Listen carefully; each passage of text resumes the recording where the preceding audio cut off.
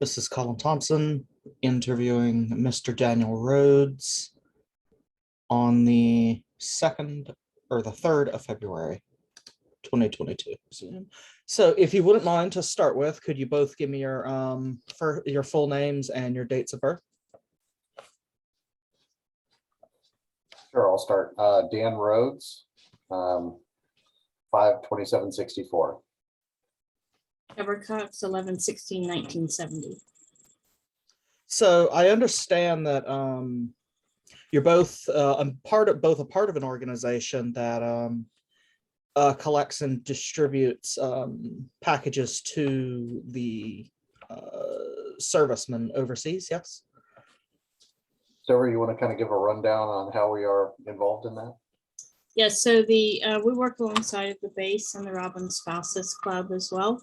And I guess we've been doing it for about 5 years now. The base used to run it, and they asked us to take that over. So we work with the Family and Readiness Center over there at the base, and to find out what military members are deployed. And then we speak to the community and tell them what our needs are and get those things brought to the partnership. So it's very much community driven then, would you say? Yes. So about how large a percentage of the community contributes to the effort, would you estimate? I wouldn't know a percentage of the community, but what I would say is that for those people that are knowledgeable about what's going on at the base, it's a large number. Obviously, COVID has impacted the amount of people that have been participating. Before Debra joined us, we were getting so much stuff that we weren't able to pack enough boxes to be able to get them out. So we ended up taking some of it, taking to the Veterans Center and those type of things so that they had availability to it. I think this last year we ended up sending 250 boxes, if I remember correctly. Debra, is that right? I think it was more like 160, somewhere in there. 160. Yep. Okay. So I there think was a supply chain issue this year as well with some of the people who normally donate. So we did see that as an effect with COVID through that. So COVID has obviously had an impact on our capability to be able to build those boxes and send them out. Now, specifically for what we're doing, so I have a bit of a different experience when I was overseas. Here at Robbins, we're building the boxes specifically for individuals that we know are deployed. So they have a list on base of the people. We build the boxes and get them to those folks. Whereas when I was overseas, and this is relatively dated, last time I was there was 2010, we were getting boxes continuously, and it was for any soldier, any sailor. Back then you could do that. You can no longer do that. You have to actually sign it to an individual, and it makes sense why they limited that. But yeah, we were getting boxes all the time, and you'd go and draw from, the boxes, and it was kind of neat to be able to open up and see what was in there and what people were sending. So could you tell me a little bit about why they changed the rules for package sending? Sure, logistics. If you think about it, you are already limited in the throughput of the capability that you have to get stuff overseas into theater, and the amount of stuff that's required to support our troops overseas is massive. So you're taking a portion of your logistics supply and dedicating it to these family boxes, morale boxes for the troops. So that's decreasing the amount of throughput for your logistics flow of the things people need to operate. So that's why they started limiting that. I don't know what drove that limitation. I get why they're doing it, but I don't know what drove that limitation. Okay. So from an organizational standpoint, how does packing and sending boxes actually work? The community has a deadline to get all the product to the partnership. two ways.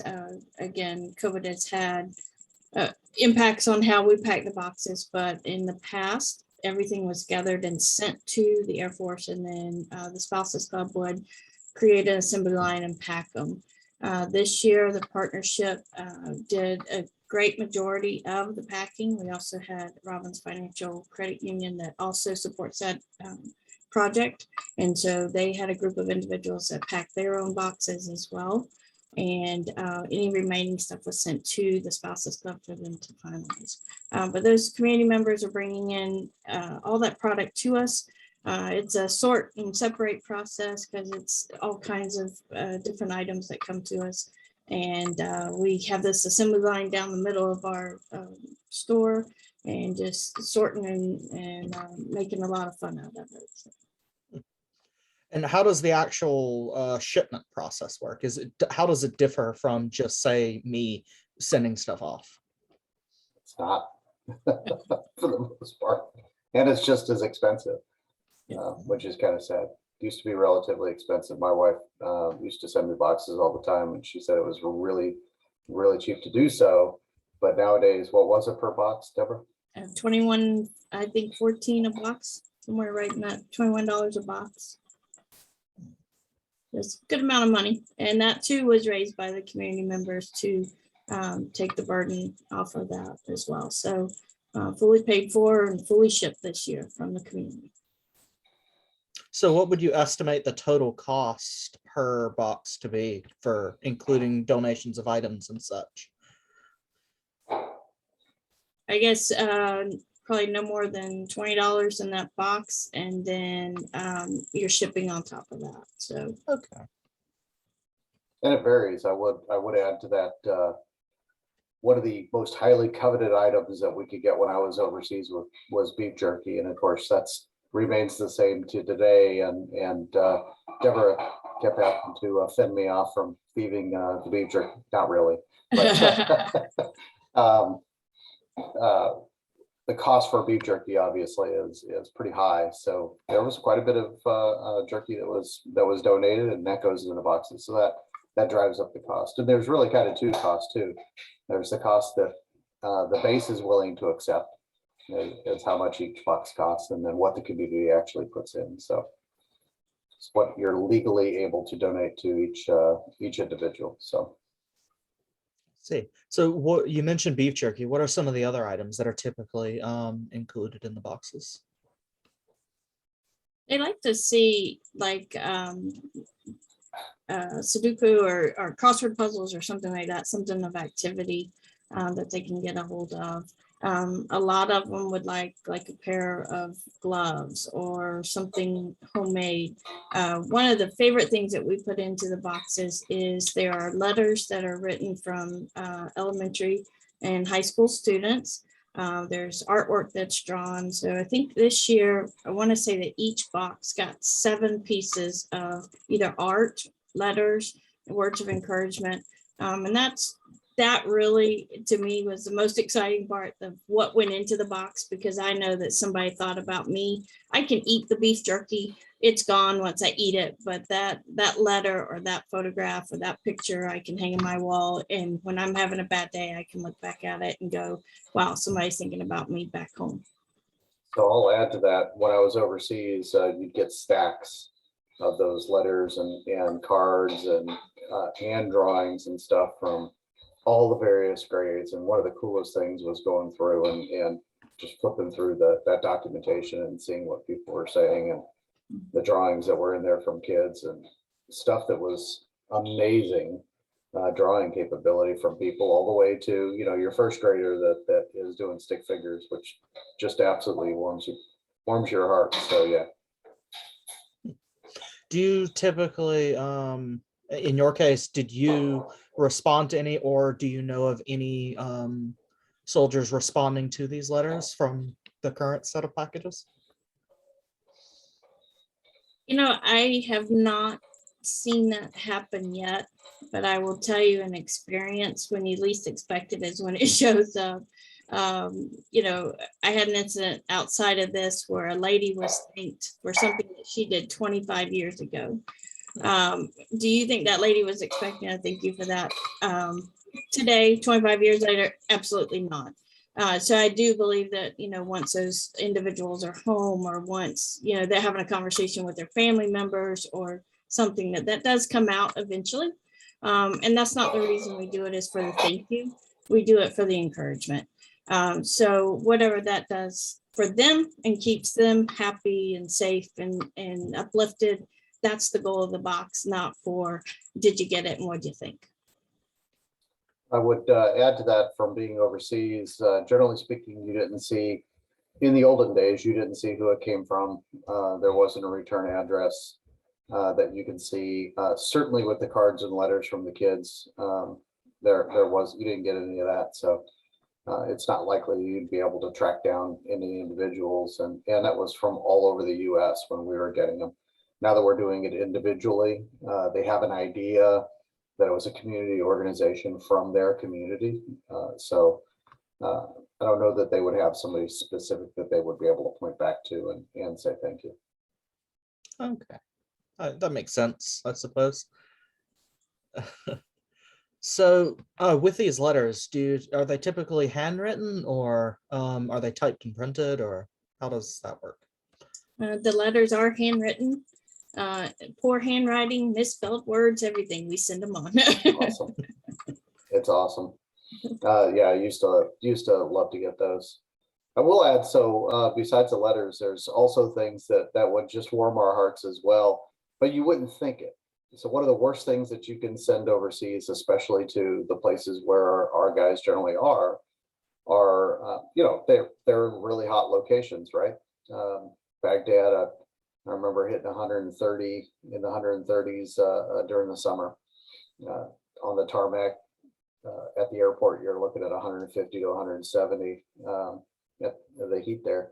Well, as you can imagine, if somebody sends a box of chocolates, what that looks like when it actually gets to you, and more than one time,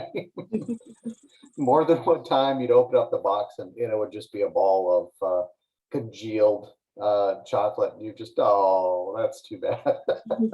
But it was funny because people are sending their hearts with these things, and that's the type of stuff that would come in. But usually it was surrounded by other things, so you try and pull out all the items and see what all was in there. So it was generally pretty cool to get that type of stuff. So, Mr. Rhodes, during your time in service, are there any particular packages that you remember specifically as being very special?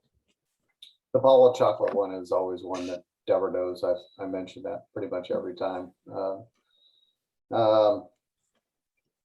The jerky boxes were always highly sought after, and of course the letters, like I said, we would get them in stacks, so they would pass those around separately. Usually by the time they came to us, the boxes would be open.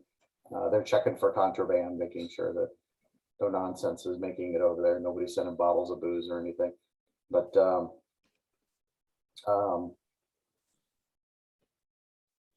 there isn't any one specific.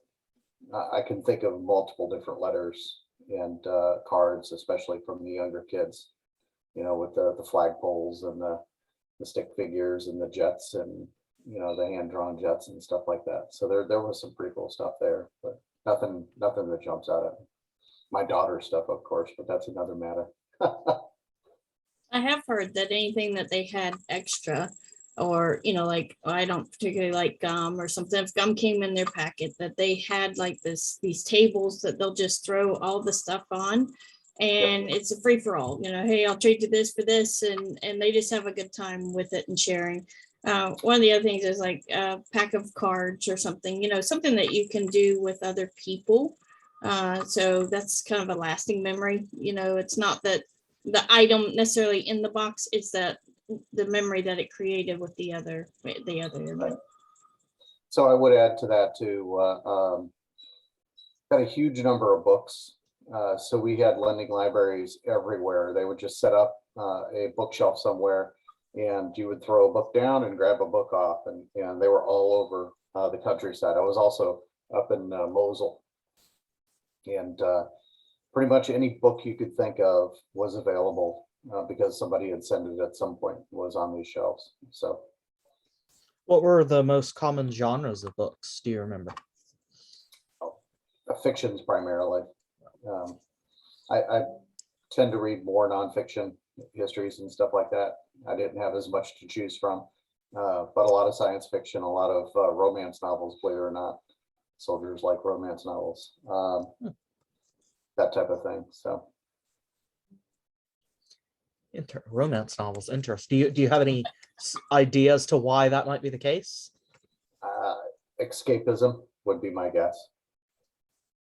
I see. Just a way to attach you and get you back home, type of thing. Okay. So if you wouldn't mind, could you tell me a little bit about your service history? Mine, sure. Yes. Started out in the Army, 1981. I did 3 years Army Reserve National Guard in an artillery unit. Asked to go active duty, full-time active duty. The Army said no. They wanted to keep me in the Guard, so I promptly went over to the Navy recruiter, and he said, "Absolutely, come on in." So I joined the Navy. Did that for 24 years. Started as an enlisted man, became an officer about midway through my career. Retired in 2006. My wife and I decided to come down here to Middle Georgia, and ended up going overseas again for another 2 years or so as a contractor.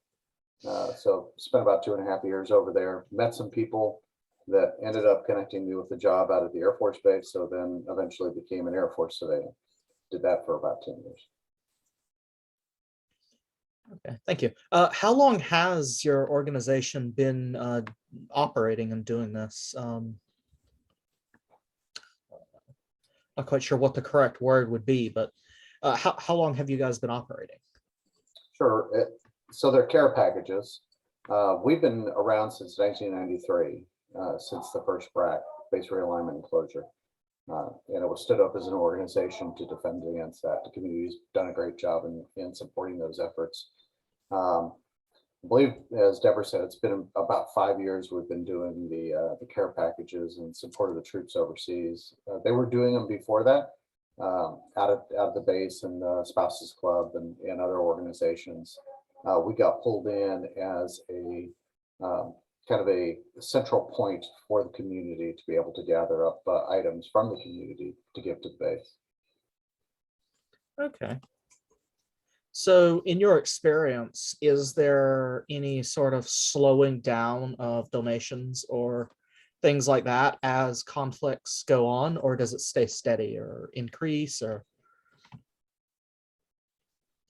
so I don't know whether I could correlate where we are right now with changes in military policy.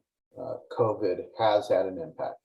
We didn't see a downturn in donations until we had COVID, and even then, people were still trying to figure out ways to get us the donations.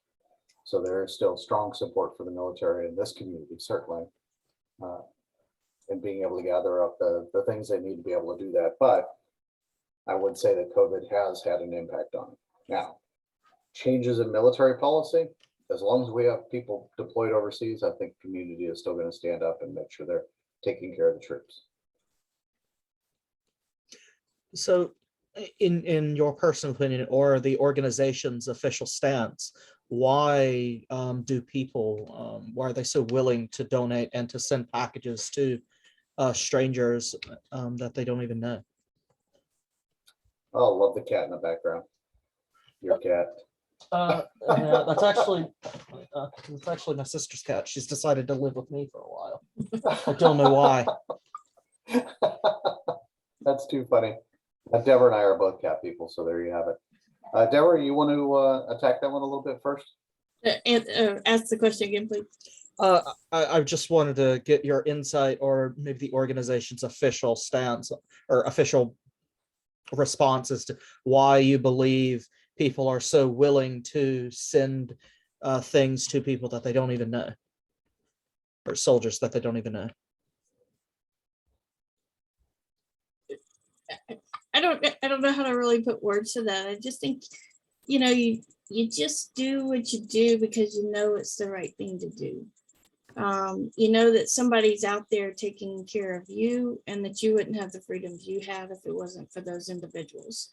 And I think keeping their spirit up, making sure that they know that someone back home cares about them when they had to set aside their life, had to leave their families behind. I think that that's just what you do. I mean, that's old school. It's, you know, and I think you would find that older generation still says military is important and taking care of the troops is what we need to do as a whole.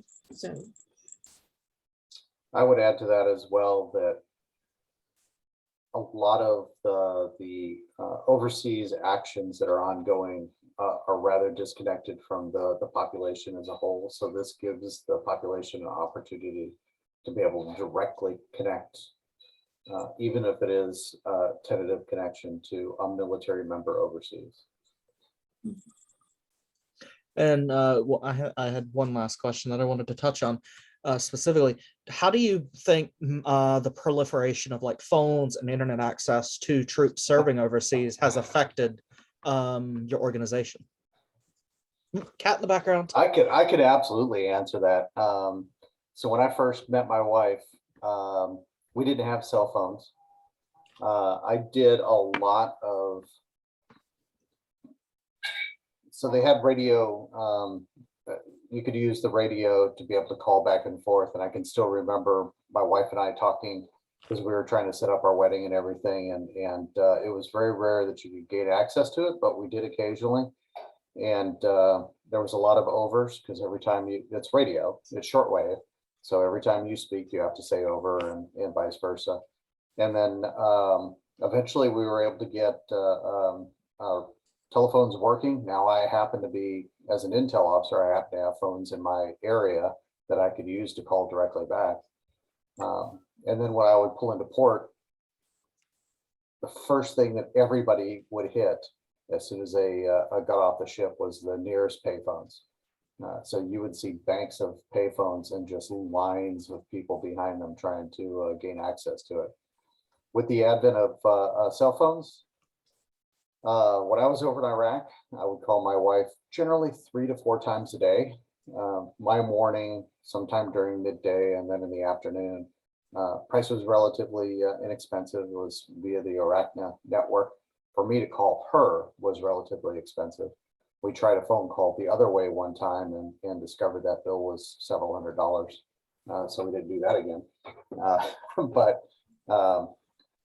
So it really helped to develop that connection that didn't exist when I first joined the service.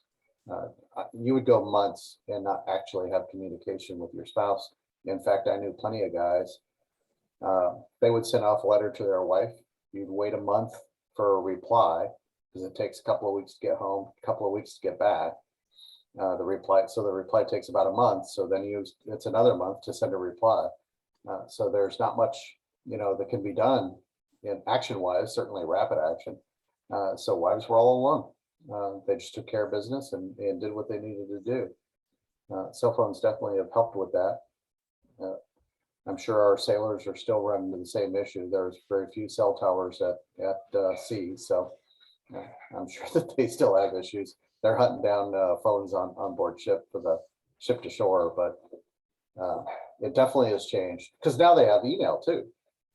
So email capability is ubiquitous. That's on ships and everywhere. So now that is a form of communication. At least they have that capability, which didn't exist when I first joined the service. I think that goes to the real question that you're probably asking is if I have cell phone connection and I have internet connection, I can do all these things. Why do I really need a care package from a complete stranger? Which goes back to the original question of why do we do what we do? And I think that by giving, it's like anything, if you were to receive an unexpected note or an unexpected package from someone that's from maybe you don't know or you do know, but it's been a very long time since you've seen that person, talked to that person, or that it was from an old community that you used to live in.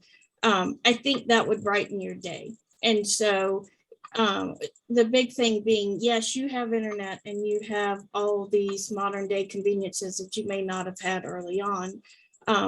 But someone that you are not related to, someone that you're not expecting to care for you, sends you a package and you know that your community cares for you. And absolutely. So I agree with her entirely on that. While communication capability is certainly easier, that is not direct communication. Getting a package from somebody is direct communication. So if somebody that I know sends me a box of delicious coffee, they know me and they know what I like, and I get something from them, you know, that really goes to brighten the day. Absolutely. Okay, well, thank you very much. Is there anything that either of you wanted to discuss that maybe I haven't touched on? So the other thing that I wanted to ask, do you need more connections like this? So one of the things Deborah and I talked about is some folks in the community we might be able to connect you with if you so desired that. I know you were getting a lot of good response from that Facebook post that went up on there. So Yeah, Miss Jolene has been sending me the information of people that she said had volunteered to connect with me. So as in like they indicated to her that they would be interested and would be trying to get in contact. So but I would love to speak with as many people as I can. I found these interviews to be incredibly enlightening, and I've learned a lot that I didn't know about even military culture in general, from interviewing veterans about how everything works. yeah. All right, well, we'll take a look at that. Deborah and I'll get together and try and figure out if we can get you some connections that would be useful for you and would be helpful to you. So we'll get back with you. Thank you very much for agreeing to participate in the interview. Absolutely.